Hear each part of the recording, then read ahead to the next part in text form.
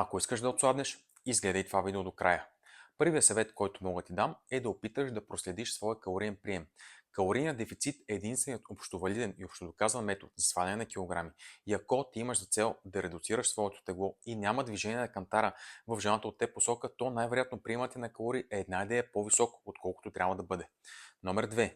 Опитай да увеличиш своята двигателна активност. Без значение дали ще ходиш на фитнес, дали ще играеш в футбол, дали ще практикуваш някой друг спорт или просто ще правиш по-дълги разходки вечер, всяка една активност, която имаш, би спомогнала да имаш по-голям енергоразход, което от своя страна е чудесен инструмент за създаване на калориен дефицит. И номер 3. Не подценявай ролята на съня.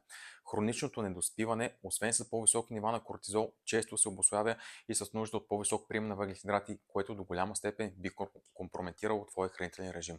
Това е от мен. Ще се радвам видеото да ти било интересно и полезно под една или друга форма. Последваме за следващо.